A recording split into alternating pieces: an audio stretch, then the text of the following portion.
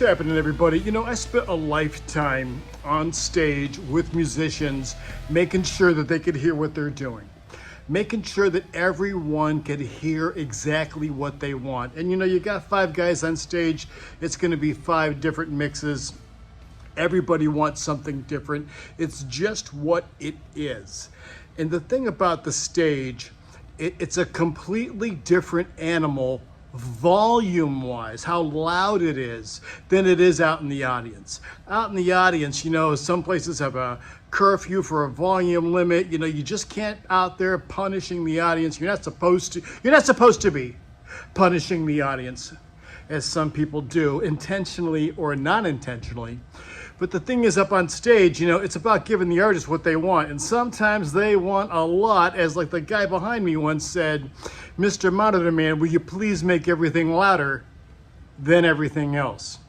Now, the problem with a high stage volume is what's coming off the stage. That volume that's coming off the stage and into the audience, that's where all the pain is. For people that walk away and, man, your ears are ringing for days. It was the loudest thing ever. Yeah, I bet it was, if you're standing in front of some guitar rig.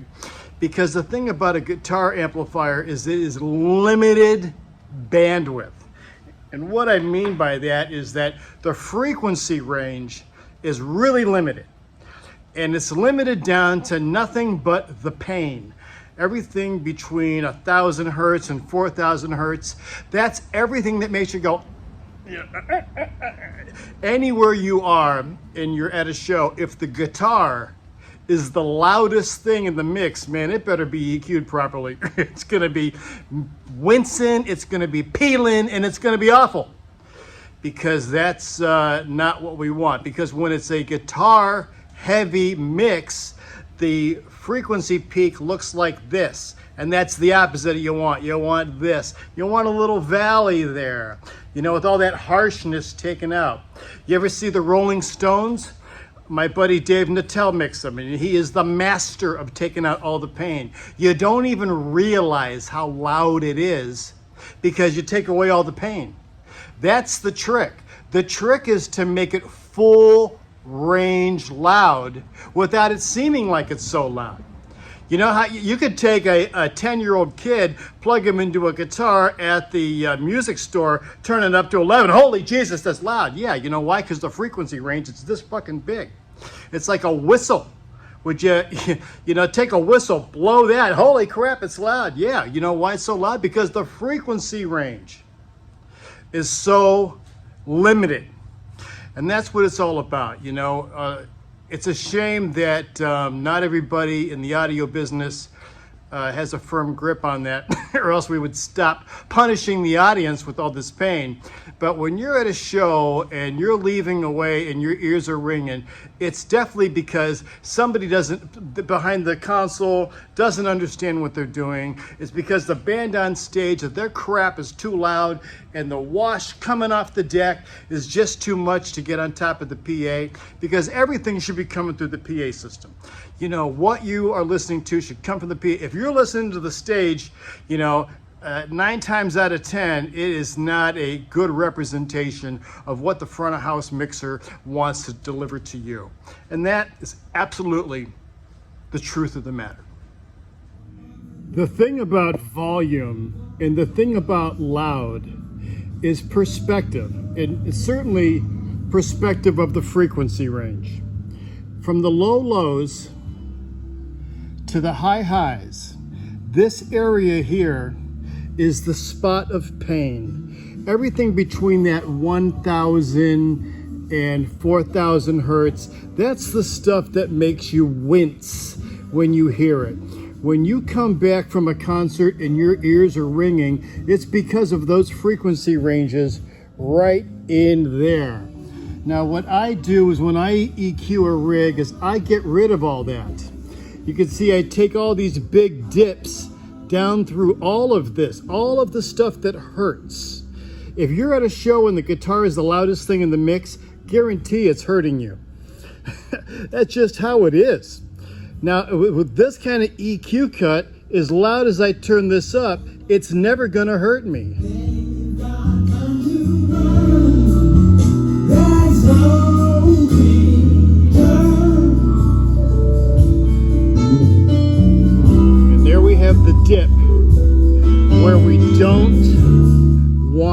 the pain. And younger mixers or deaf mixers or people that don't understand that, that's why you leave the concert with your ears ringing. It's not that it was so loud from spectrum to spectrum. It's that one of the spectrums was too loud. You know, I've been on stage with just about everybody.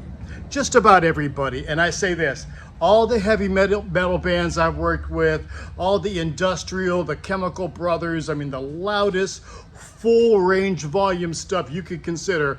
And I mean to say the loudest musician on stage of all time is absolutely Elton John. When you sit down at Elton's piano, when you take your finger and touch the piano key, it's like someone punches you in the skull with a hammer. It is unbelievable. He's got two of these, one per side of him, and this has a 12 and a 2-inch horn in it. And then he's got two behind him that have two 15s and 2-inch horns. Then he's got the side fills behind him. You know, I made a post about it, and some people said, oh, I saw Elton, he wasn't that loud. Oh, yeah, out in the audience. Out in the audience, but on stage, it's difficult to think of anybody else that has more volume in the pocket where they stand. You know, when you got a musician that's running around the stage, he's running over here, he's running over there, he's running over there here.